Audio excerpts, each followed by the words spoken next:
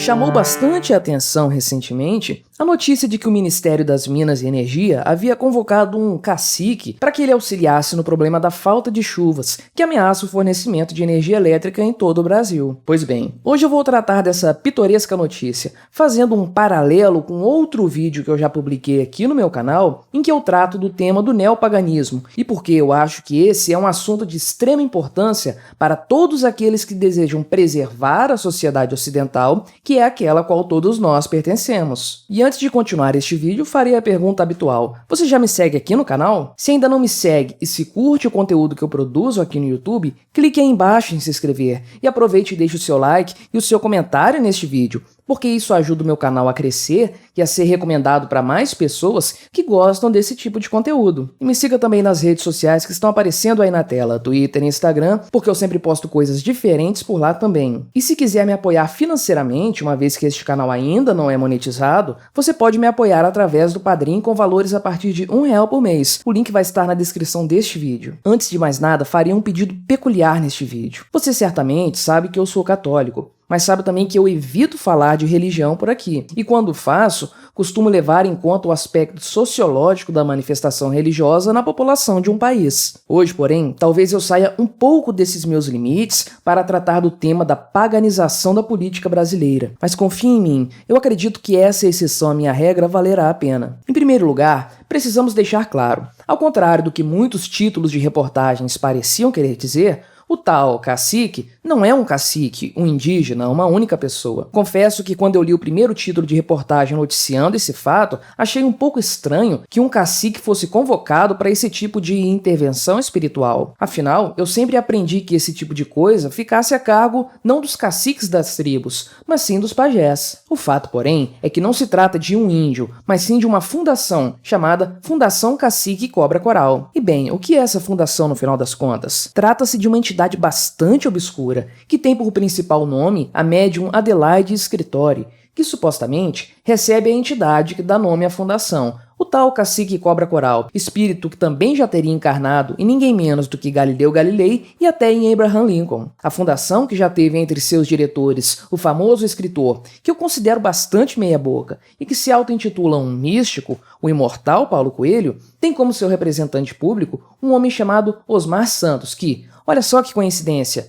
é casado com a médium Adelaide, certo? Mas qual é a finalidade dessa fundação? Bem, provavelmente você já imagina que isso envolva algum tipo de charlatanismo envolvendo o clima, e você está certo. De acordo com o próprio site da Fundação Cacique Cobra Coral, sua missão é minimizar catástrofes que podem ocorrer em razão dos desequilíbrios provocados pelo homem na natureza. Aquele papo eco-chato de sempre. Mas vamos lá, nós sabemos bem que não se trata de preservação do meio ambiente. O serviço que eles disponibilizam é simplesmente garantir as condições meteorológicas desejadas por aqueles que os convocam. Você quer chuva? Chame a médium, e o espírito do cacique Cobra Coral fará suas intervenções para que a água caia em abundância. Quer sol? Pois bem, o cacique irá providenciar um céu limpo, de forma a não atrapalhar o seu evento. É claro que alguém pode afirmar que esse é apenas um caso isolado, e que isso não deveria chamar nossa atenção nem ativar nossos alertas culturais. Afinal, como afirma o próprio Ministério de Minas e Energia, a tal fundação não foi convocada para uma reunião. Eles apenas solicitaram uma audiência e foram ouvidos. Apenas uma cordialidade e nada mais. Acontece é que a história não é bem essa, e eventos passados podem nos ajudar a entender que, de fato, não só a tal fundação não apareceu só agora, como uma quantidade muito grande de políticos vive solicitando seus serviços. Em 2017, o próprio governo do Distrito Federal solicitou a atuação da Fundação Cacique Cobra Coral para ajudar com o problema da falta de chuvas. Além disso, também as prefeituras do Rio de Janeiro e de São Paulo contaram com o apoio espiritual fornecido pela fundação. Ou seja, não é de hoje que esse pessoal ronda os círculos políticos para, supostamente, lidar com forças sobrenaturais a fim de controlar a meteorologia e garantir chuvas, ou fazê-las cessar sempre que for conveniente para quem solicita a sua atuação. Mas alguém ainda pode afirmar: mas se trata apenas dessa entidade e apenas para lidar com assuntos climáticos. Pois bem, então seria interessante resgatar aquela imagem que recentemente circulou pela internet, mostrando a amistosa relação entre o ministro do Supremo Tribunal Federal, Luiz Roberto Barroso, e o médium charlatão João de Deus, acusado de todos os crimes que você provavelmente sabe bem quais são. O Supremo Ministro não é a única celebridade política que já se beneficiou dos dons mediúnicos do tal sujeito místico. Afinal de contas, o próprio Lula já foi atendido por João de Deus na época em que esteve doente. Você acha isso pouco? Então vamos lá. Você se lembra do Delcídio do Amaral? Ele se envolveu nos escândalos da Operação Lava Jato, servindo como homem forte do PT no Senado Federal, agindo de forma absurda para tentar melar a delação premiada de Nestor Severo, e terminando por fim, após fazer sua própria delação premiada, por ser preso, tendo a grande honra de ser o primeiro senador federal preso no exercício de seu mandato. Isso soa até inacreditável, uma vez que até homicídio já rolou no Senado Federal. O pai do Fernando Collor de Mello que o diga. Acontece é que o Delcídio do Amaral não tinha originalmente esse nome. Seu nome de nascimento é Delcídio Amaral, sem o do no meio. Esse acréscimo foi feito por sugestão de uma numeróloga com quem o então senador foi se consultar. O acréscimo desse novo nome, segundo a profissional dos segredos numéricos, melhoraria a sorte do senador. Pois bem, está aí mais um caso de apelo a esse tipo de intervenção na nossa política. E como não poderia deixar de ser, preciso citar novamente o ex-presidente Fernando Collor de Mello. Na época de seu impeachment, foi noticiada por parte da mídia a informação de que, de acordo com seu irmão Pedro Collor, o então presidente se ocupava com bastante regularidade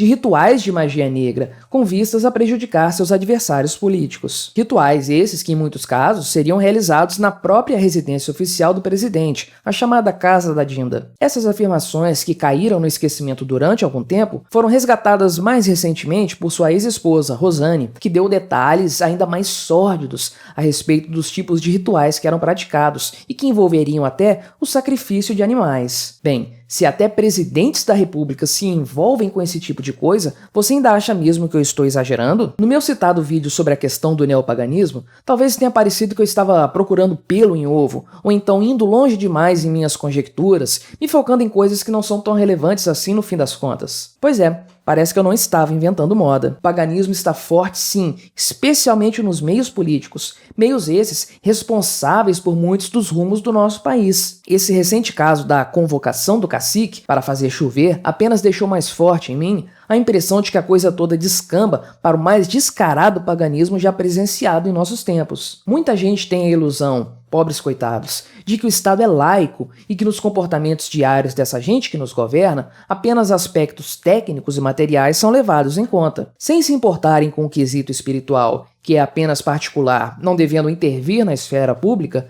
Os agentes da lei e da ordem operam tudo como se ateus fossem, focando apenas nos problemas e soluções materiais e, é claro, tudo dentro do escopo da mais pura ciência. Olha só quanta ingenuidade! Não, o poder público está cheio de indivíduos cujos objetivos não são construir um Estado laico, e sim construir um Estado anticristão, se valendo para isso de todos os métodos espirituais que estão à disposição. Temos a ideia de considerar todos aqueles políticos e agentes públicos que não se declaram abertamente como cristãos como sendo ateus, mas a verdade é que poucos ali são ateus de fato. Um grande percentual desses indefinidos, você pode ter certeza, acreditam em Deus e o odeiam. Muitos ali odeiam o cristianismo e tudo o que ele representa. E mais ainda, muitos amam com todas as forças o diabo. É por isso que vemos tantos políticos se aliando a indivíduos que possuem vínculos com forças préternaturais, como médiuns, curandeiros, bruxos, feiticeiros e etc. E não, eu não estou afirmando que as pessoas não possam ter a religião e a espiritualidade que quiserem. Eu sou um libertário e defenderei até o fim a liberdade religiosa. Meu objetivo aqui é outro: demonstrar que o Estado brasileiro não é laico, não é sem religião, ele é anticristão e trabalha ativamente para que o cristianismo seja varrido para fora da vida pública brasileira. Veja a sanha ditatorial com que templos cristãos foram tratados nos últimos meses, e você perceberá que essa violência toda não é um caso isolado, mas sim parte de um todo que tem também a participação de adoradores do diabo e de fãs de bruxos e feiticeiros modernos, charlatães que vendem benesses terrenas em troca da corrupção eterna das almas. Isso ajuda a explicar, inclusive, porque tantos políticos têm predileção por essas forças das trevas. Eles são seres do curto prazo, do imediatismo, dos benefícios presentes. Para eles, o destino da alma não importa, desde que seus interesses de momento sejam sanados. Essa questão do paganismo na política também me fez repensar minhas impressões a respeito do ambientalismo. Eu tratei anteriormente essa ideia toda de adoração da natureza e do meio ambiente como uma faceta do neopaganismo que se espalha pelo mundo. Contudo, eu ainda tinha a ideia de que o paganismo era apenas um atalho para o ambientalismo, porque este último seria o grande objetivo dos políticos. Afinal, todo o terrorismo climático propagandeado pela turma alarmista serve, no fim das contas, para fazer crescer o poder concentrado nas mãos dos burocratas estatais. Contudo, agora eu já acho que o ovo veio antes da galinha. Em outras palavras, eu acredito ser possível que a coisa seja exatamente o contrário e que o ambientalismo seria apenas um trampolim que lançaria as pessoas para o buraco do paganismo e que esse sim seria o grande objetivo dos políticos. Uma sociedade descristianizada, entregue a valores pagãos, que abandona suas bases e seus fundamentos em troca de charlatanismo, enganação e corrupção de sua própria alma. Pois bem, o que isso representa na prática e na nossa vida? O mesmo sobre o qual eu já venho alertando há algum tempo. A ideia dessa gente é destruir o cristianismo aqui mesmo, em nossa sociedade ocidental. A cultura cristã é um dos pilares da nossa civilização e atualmente é o mais odiado pela classe política. E eu ainda vou fazer um vídeo explicando quais são os motivos para tanto ódio assim. O objetivo desses adoradores de Satã infiltrados na política é, portanto, derrubar esse pilar de nossa civilização, seja por meio de ações espirituais diretas ou magia negra, seja por meio da normalização desse tipo de culto aos poderes préternaturais. Mas o que isso terminará representando para a nossa sociedade, caso esse fenômeno continue a crescer e a tomar espaço? Não dá para precisar exatamente, mas é certo que um edifício que tenha um de seus pilares removidos terá grandes chances de desabar. Meu pedido aqui é que você tenha cuidado com esse tipo de coisa. Seja você religioso ou não, ainda que você seja um espírita, ainda que seja um animista, ainda que você adore o diabo, não estamos falando aqui de religião e do que nos aguarda após esta vida, e sim dos fundamentos de nossa sociedade. E só Ele, Deus, sabe o que nos aguarda se nossos políticos conseguirem vaporizar de nosso meio nossa cultura cristã.